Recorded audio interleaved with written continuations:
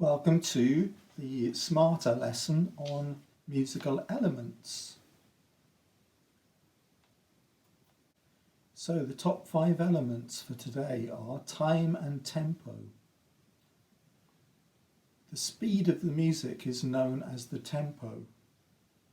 But how does this work with long and short sounds? Can you have a slow piece of music with lots of very short sounds? Wouldn't that then sound fast? Let's see if we can find some answers to those questions. So tempo is really the speed of the beat. Composers set the speed they want their music to be performed by using Italian terms like allegro, which means fast, or adagio, which means slow. They can also give metronome markings that give the number of beats per minute. Now a metronome, it's a picture over here, a metronome is used to click the tempo at different speeds by moving a weight up or down the pendulum. Beats per minute, or BPM, is really important to DJs, so people who mix recordings of songs and music together for people to dance to. It's how they match the speed of one track as they mix it into another. They choose songs that have similar BPM. They're working at the same tempo, so you don't have a big jump from a fast song to a slow song, which would be confusing when people are dancing. Tempo. This note, the quarter note, is 180, which means 180 beats per minute, or BPM.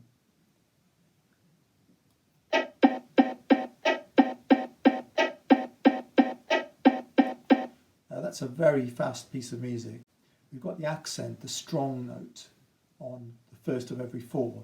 This is a 4-beat pattern, a 4/4 time signature or meter. This one is 240 BPM, so do you think that's going to be even faster?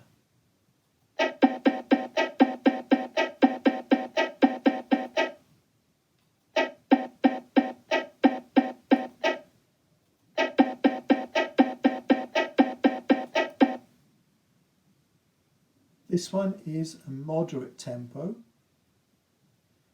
Moderate means just like a medium tempo, and that's approximately 120 beats per minute.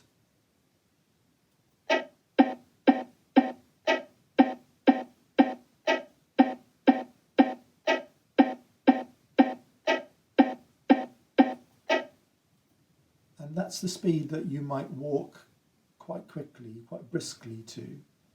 So if it's 120 beats per minute, that means 120 beats in 60 seconds.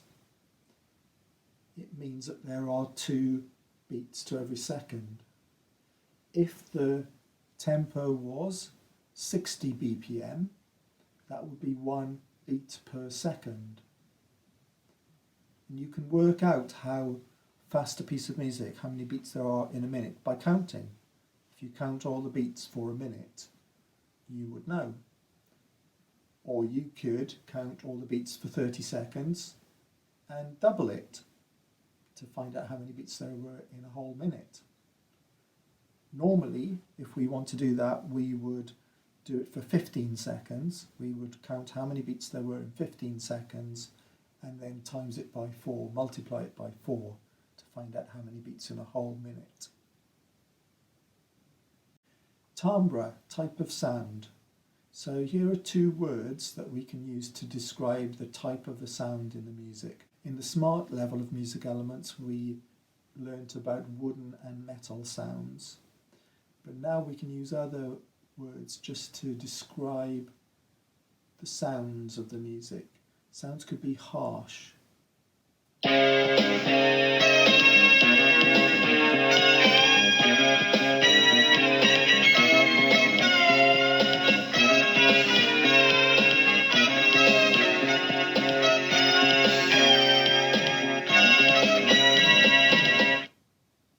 Or they could be mellow.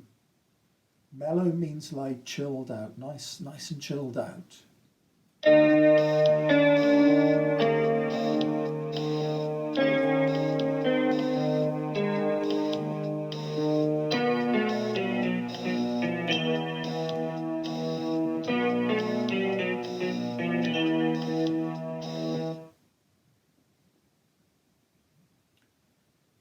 element number 3, pitch.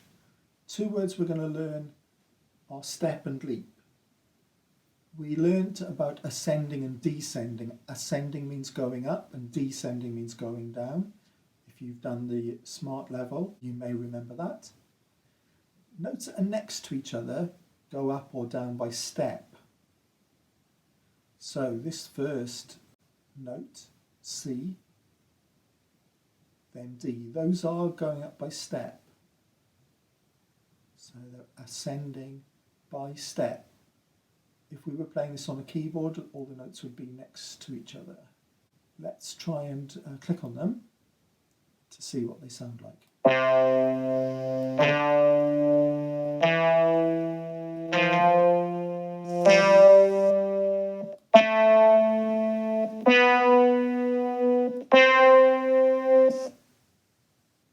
So notes that are not next to each other are called leaps.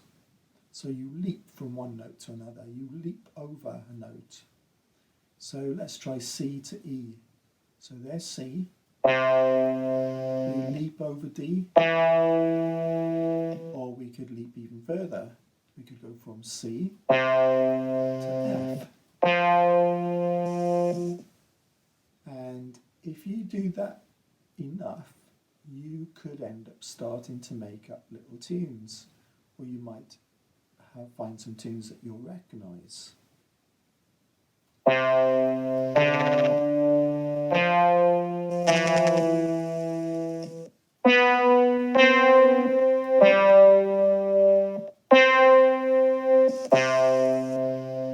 And that's a big leap at the end, from top C to middle C.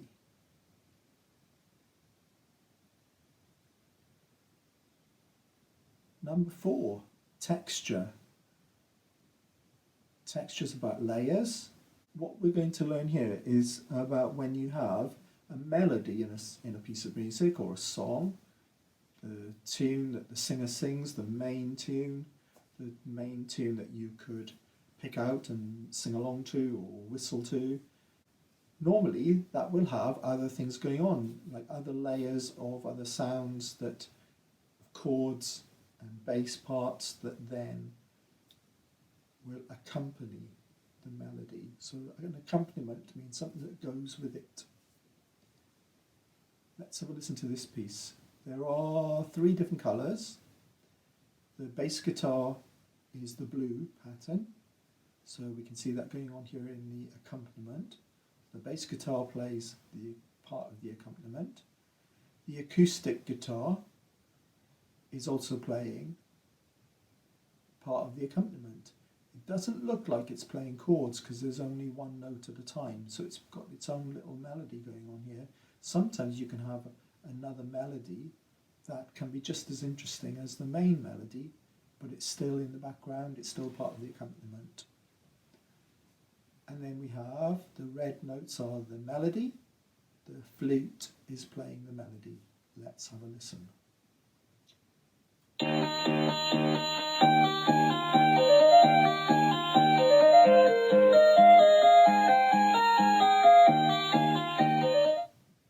Okay, so there's a lot going on there, and it's not very slow. The tempo is quite fast. So this time, have another listen. This time just concentrate on one part. So let's just concentrate on the melody. So watch out for the red notes.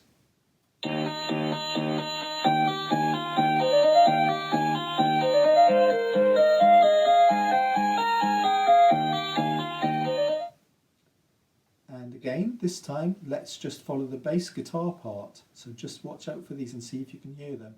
Now they stay on the same pitch for those first 9 notes, these first 3 groups of patterns. Then you should be able to hear the pitch change. Pitch should go from the low note to a higher note and then back down again. Let's see if you can follow that.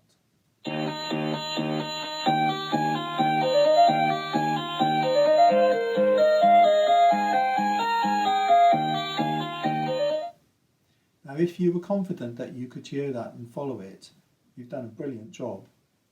Now the hardest one, I think, will be to follow the acoustic guitar part. See if you can really concentrate on the green dashes, the green notes, and see what that's doing. See if you can pick that one out.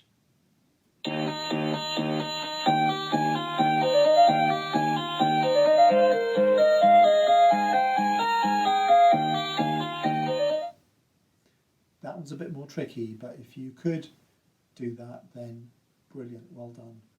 The other thing you could do is rewind the video and give that another try if you like to.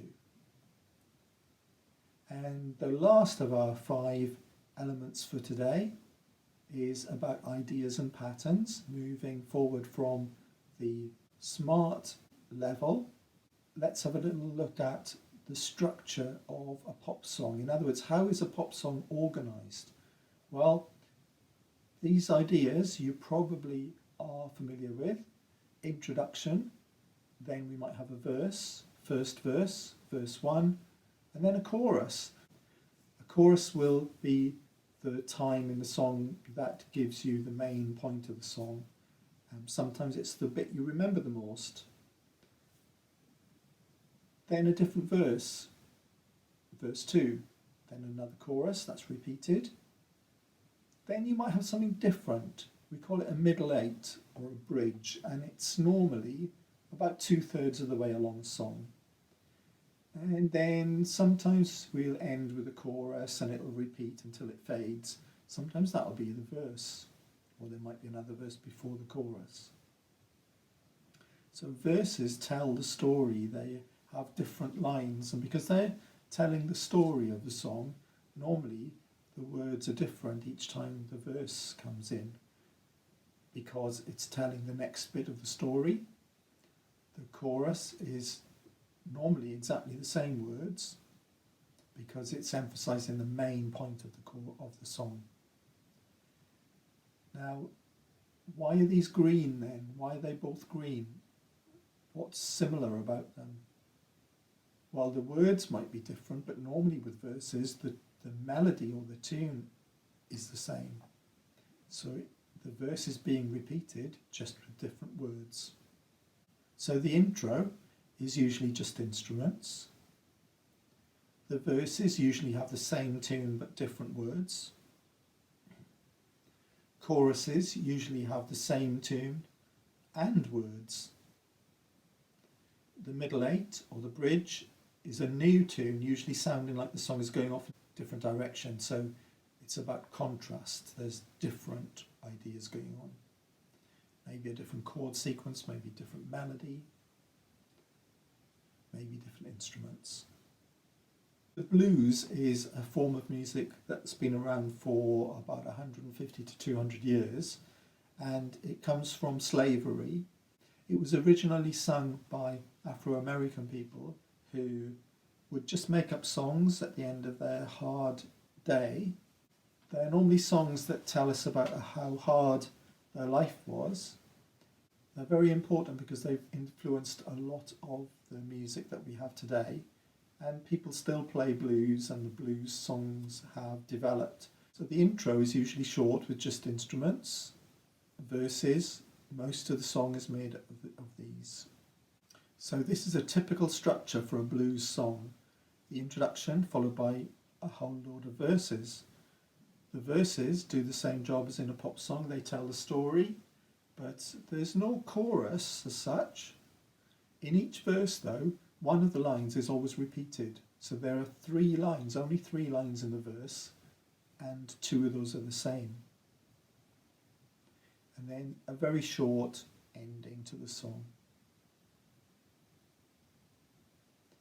Right, let's try the quiz.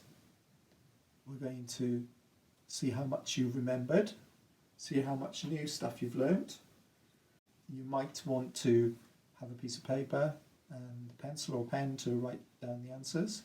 You can pause the video to give yourself time to write down the question and the answer, or write a full sentence, or if you want to do it quickly, you can write down the number of the question and then A, B, C or D.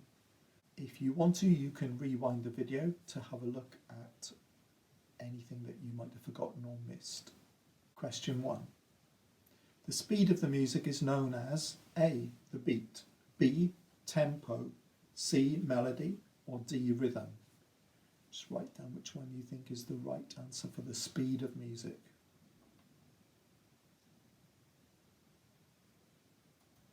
Question number 2. There is meant to be a picture of a metronome here, as you can see from the word metronome there. Unfortunately, the link's broken, so you can have this one for free. Question number 3. Which of these is a louder beat at the beginning of a group? Beat, accent, meter, or rhythm?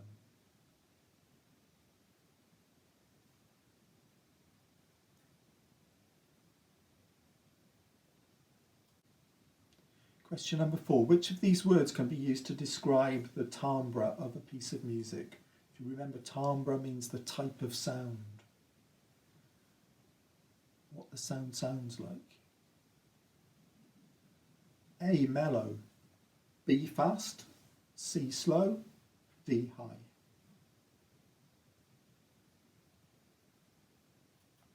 Question number 5. Notes that are next to each other in a scale are called A, descending, B, ascending, C, leaps, or D, steps.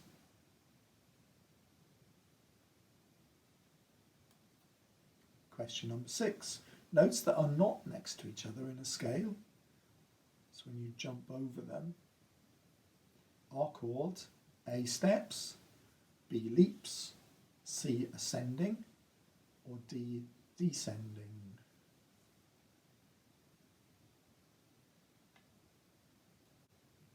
Question number 7. The other parts that go with a melody are known as, so think about the layers, the tune, the melody, the accompaniment, or the song.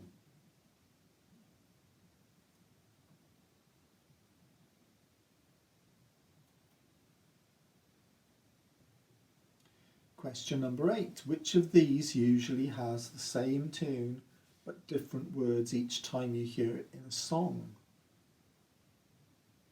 Which one of these usually has the same tune but different words each time you hear it in a song? A, intro, B, verse, C, chorus, or D, middle eight or bridge.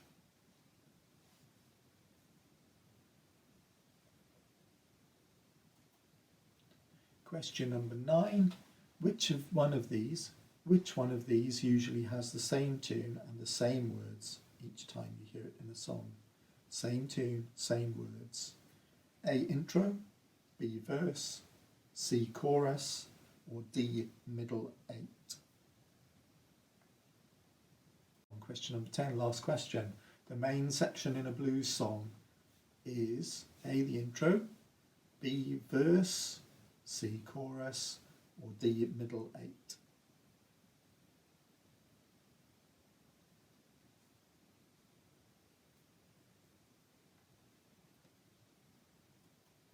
Okay, let's go through the answers. The speed of the beat, question number 1, is known as the tempo. Well done if you got that one right. Question number 2. This was the picture of the metronome.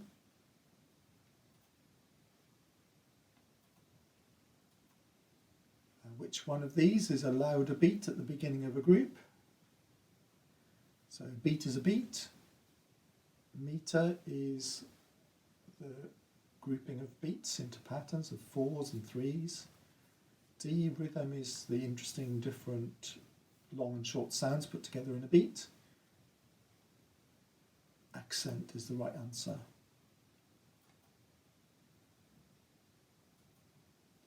Which of these words can be used to describe the timbre of a piece of music? Timbre was the type of sound, and mellow was one of the words. Harsh was the other one. Question number 5. Notes that are next to each other in a scale. When you go from C to D, or D to E, or E to F, the notes are all next to each other. They're called steps. like going up the steps of a ladder. Question number 6, notes that are not next to each other in a scale, that's when you have to leap over them. They're called leaps. Question number 7, the other parts that go with a melody, so not the melody but all the other layers. Tune is another word for melody. Song is like the overall form. Accompaniment, something that goes with something else. 100%, well done. Question number 8, which of these usually has the same tune but different words?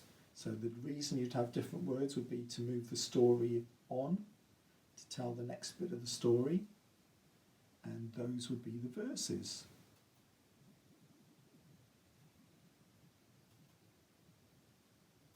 Question number 9, which one of these usually has the same tune and the same words each time you hear it in a song? Same tune, same words. Choruses.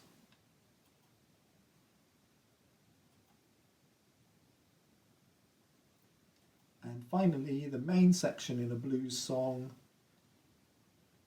well, there's just an intro and an ending, and then a whole load of verses. So well done if you got that one right. So I hope you did really well on that. There's lots of things you can do now. The next time you're listening to your favourite song, have a think about how the verses and the choruses are organised. See if you can pick out the middle 8 or the bridge. That's something different, about 2/3 along. Think about how the chorus is emphasising the main point of the song. And think about how the verses gradually give you the story. Each verse is like a new chapter. And if you want to find out what blues songs are, you could do a little bit of research on that. So now we'll have a little look at a metronome. So this is a metronome. It was invented around 200 years ago in the early 1800s, and it's a mechanical one. Now, if I use a metronome, I usually use one on my phone or on my tablet. But there's something really special about a mechanical one. This is powered by clockwork.